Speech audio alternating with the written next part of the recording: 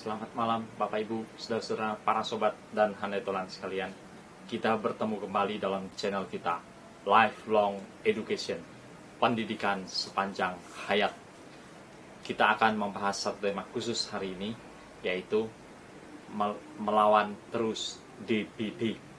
Nah Bapak Ibu, saudara-saudaraku sekalian, di tengah-tengah wabah Corona yang sudah berlangsung di Indonesia sejak bulan Maret sampai kini, kita terus disibukkan dan berwaspada terhadap penyakit pneumonia baru yang disebabkan oleh virus COVID-19. Padahal Bapak Ibu saudara-saudara sekalian, kita harus tetap mengakui bahwa nyataan di Indonesia kita masih juga menghadapi DBD, demam berdarah dengue, setiap tahun, yaitu khususnya pada musim penghujan. Daerah-daerah tropis, negara-negara tropis akan menghadapi ancaman DBD, demam berdarah dengue. Dan sampai hari ini kita tahu bahwa setiap tahun ada aja orang yang kena lagi. Bahkan ada juga orang yang meninggal karena DBD.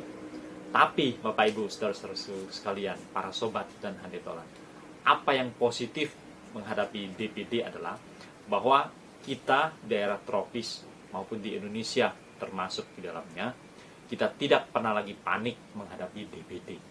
Kita tidak takut menghadapi DBD. Oleh karena apa? Nah, kita sudah punya banyak pengalaman. Dari kecil sampai besar kita juga sudah sering mendengar penyakit DBD.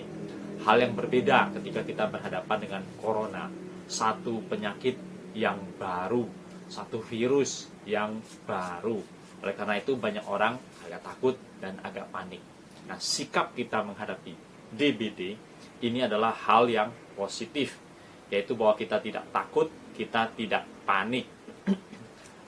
Oleh karena setiap tahun akan berulang kembali seperti ini, mestinya pemerintah, masyarakat, dan semua orang di daerah tropis dan di Indonesia, kita harus memberikan perhatian ekstra.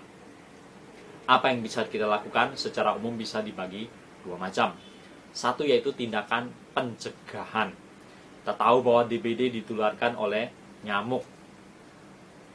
Penyakit ini ditularkan melalui gigitan nyamuk. Nah, oleh karena itu pembasmian nyamuk itu perlu dilakukan sebagai tindakan pencegahan. Perkembangbiakan nyamuk itu juga perlu diatasi untuk menghindarin. Oleh karena itu berbagai hal kita sudah galakan, yaitu tempat-tempat yang tergenang oleh air hujan dan lain-lain itu diatasin, dihilangkan. Atau tempat-tempat seperti yang memang ada air, ada aliran air, got, kali kecil, saluran air, itu harus dibersihkan dan dibuat menjadi aliran airnya lancar. Jika aliran air lancar, kemungkinan nyamuk untuk bertelur dan berkembang biak menjadi lebih kecil. Nah, pada tempat-tempat yang memang masih tergenang oleh air dan memang demikian adanya, diupayakan memelihara ikan-ikan. Ada berbagai jenis ikan yang makanannya jentik-jentik nyamuk. Dengan cara itu kita mencegah perkembangbiakan nyamuk. Ada lagi cara-cara, disarankan misalnya menanam daun-daun sirih. Dengan menanam daun sirih, katakan baunya itu membuat nyamuk menjadi takut. Nah, berbagai cara dilakukan. Termasuk orang melakukan fogging, memasang obat nyamuk bakar, memasang bau-bauan colokan listrik yang mengusir nyamuk.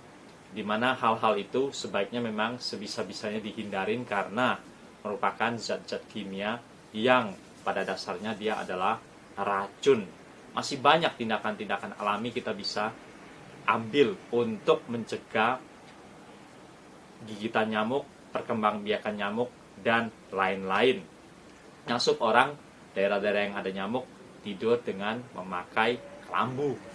Nah, akan tetapi Bapak Ibu saudara-saudara para sobat dan handetolan, tindakan pencegahan kita tetap perlu lakukan. Namun, kadang-kadang tak terhindarkan ada orang yang kena juga. Ya. kena tular DBD karena gigitan nyamuk. Nah, apabila orang sampai kena juga dan dia kena sakit DBD, maka sebenarnya selain tidak panik, tidak takut, yang penting adalah perawatan mendasar yang kita sudah pahami bersama secara umum. Katakan bahwa sampai hari ini belum ada obat untuk penyakit DBD. Apa yang terjadi adalah bahwa orang yang kena DBD, trombositnya akan turun sampai pada hari kelima baru pelan-pelan mulai pulih. Nah, oleh karena itu biasanya masyarakat mengandalkan makanan yang bergizi untuk mengatasinya. Satu bentuk kebijaksanaan lokal seorang teman orang Batak yang mengatakan kalau bagi mereka, kalau ada rekan famili yang kena sakit DBD, maka akan diberikan sop anjing. Ya. Lalu orang yang kena sakit DBD diberikan minum sop anjing. Mereka memikirkan itu adalah makanan yang kaya gizi dan itu akan bisa menolong. Dan memang banyak di antara orang-orang Batak menggunakan kebijaksanaan lokal dengan cara seperti itu. Dan pelan-pelan orang yang menderita DBD, terus pada hari kelima nanti dia mulai pulih dan trombositnya pelan-pelan mulai naik. Pada waktu kecil saya sering mendengar masyarakat menganjurkan apa? Kalau orang sudah kena sakit DBD, maka mengambil daun pepaya. Daun pepaya kemudian direbus dan air rebusannya, kuahnya diminum. Agak pahit memang. Bahkan ada orang bukan saja demikian, daun pepayanya setelah direbus, daun pepayanya dimakan dengan nasi. Pahit memang. Bahkan ada juga orang yang daun pepaya dimakan secara mentah-mentah. Ya tentu makan dengan nasi, makan dengan sambal, dan lain-lain untuk mengurangi kepahitannya.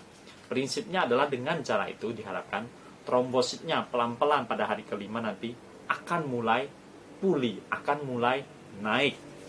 Hal lain lagi yang bisa dilakukan dalam hal mengobati penyakit DBD adalah kebijaksanaan lokal misalnya memberitahu kita minum rebusan angkak, ya.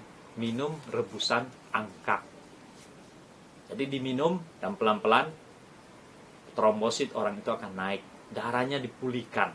Nah, bahkan dikatakan juga kebijaksanaan lokal menganjurkan makan jambu biji atau minum jus jambu biji. Jus jambu biji akan menolong.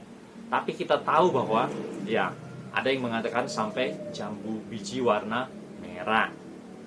Namun Bapak Ibu, saudara-saudara sekalian, para sobat dan handetolan, apabila mengandalkan jambu biji, maka juga tidak boleh terus minum terlalu banyak. Nah, kita tahu bahwa makan jambu biji banyak nanti akan susah buang air besar.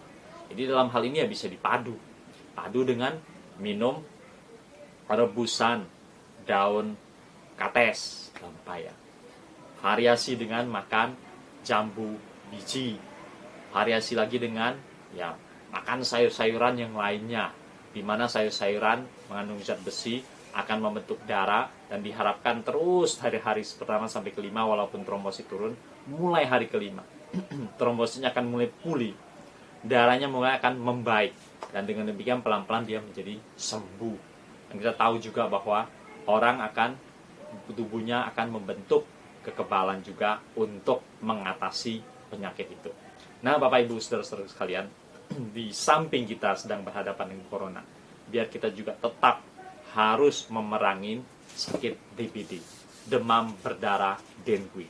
Kiranya pembahasan kita pada malam hari ini menjadi berkat yang besar bagi banyak pemirsa sekalian. Selamat malam, sampai berjumpa kembali.